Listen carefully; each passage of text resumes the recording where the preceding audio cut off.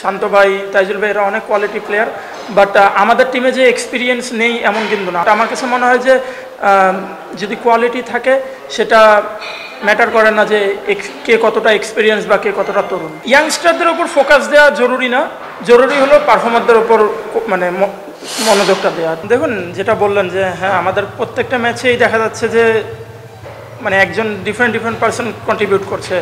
আসলে বোলাররা তো প্রত্যেকটা আমাদের এই ম্যাচটা বাদে এর আগের 3টা ম্যাচে বোলাররা আমাদের খুবই চমৎকার বোলিং করেছে। এই ম্যাচে হয়তো বা কিছুটা উইকেট খুব ভালো ছিল, বাট আমরাও বোলিংয়ে কিছুটা মিস্টেক করেছি। বাট এটা ব্যাটারদের টাইম ছিল যে প্রুভ করার যে না, আমরা ব্যাটিং ইউনিটটাও ভালো।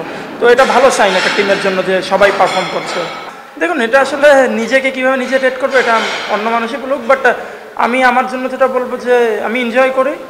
আর আমাদের টিম যেহেতু ভালো করছে, তো যখন একটা টিম আপনার ভালো করতে থাকে তখন সব কিছুই পজিটিভ থাকে। তো ওগুলো ভালো যাচ্ছে খুব, মাশাআল্লাহ। আজকে উইকেটটা আমাদের খুব ভালো ছিল, যেমন গতকালকে উইকেটটা একটু স্টিকি টাইপের ছিল, বাট আজকে রোদ উঠছিল সারাদিন। গতকালকে রোদ ছিল, আজকে সকাল থেকে রোদ ছিল মাঠের মধ্যে। তো উইকেটটা খুব ভালো ছিল ব্যাটিং করার জন্য, যেই কারণে দেখবেন যে ওদের ব্যাটাররাও একদম প্রথম থেকেই খুব ভালো ভালো শট খেলতে পেরেছে এবং আমরাও ভালো ভালো শটস খেলতে পেরেছি। তো আমার মনে হয় যে উইকেটটা যদি এরকম ভালো থাকে তো রেগুলার আপনারা 170, 80, 90, ইভেন 200ও দেখবেন এবং ওগুলো চেজও হয়ে যাবে ইনশাল্লাহ। দেখুন আসলে এনসিএলটা যেভাবে যাচ্ছে যে তো আশা করা যায়, বাট ইউ নেভার নো যে কখন গিয়ে কী হবে। বাট যেভাবে ব্যাটসম্যানরা ভালো খেলছে, তো আমি বলবো যে ইনশাল্লাহ এবার মানে দেশি ব্যাটাররা ভালো করবে। না দেখুন, এক্সপিরিয়েন্স অনেক জায়গায় ম্যাটার করে, অনেক ক্ষেত্রে অনেক কিছু ম্যাটার করে, বাট আমার মনে হয় যে মেইন জিনিসটা হলো কোয়ালিটি।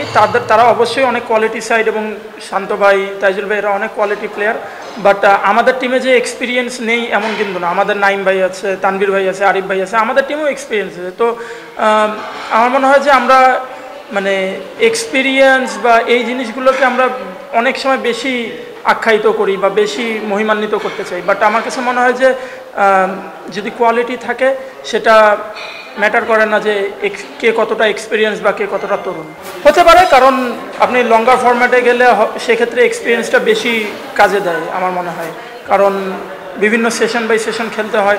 বাট আপনি মানে আমার মনে হয় যে তরুণ প্লেয়ারদের জন্য টি-20টা খুব ভালো ফর্ম্যাট। না দেখুন, এই ইয়াংস্টারদের ওপর ফোকাস দেওয়া জরুরি না, জরুরি হলো পারফর্মারদের ওপর মানে মনোযোগটা দেওয়া। তো পারফর্ম যেই করবে, সে সিনিয়র হোক জুনিয়র হোক, তাকেই আসলে ফোকাস করা দরকার। অবশ্যই আমরা শিরোপার জন্য খেলবো, বাট আমাদের টার্গেট থাকবে ম্যাচ বাই ম্যাচ যাওয়া। আপনাদের নাইম ইসলাম টুর্নামেন্ট যদি টানা হতে থাকে তাহলে 5 বছর পর বাংলাদেশ টি-20 বিশ্বকাপ ফাইনাল খেলবে। আপনি কতটা একমত?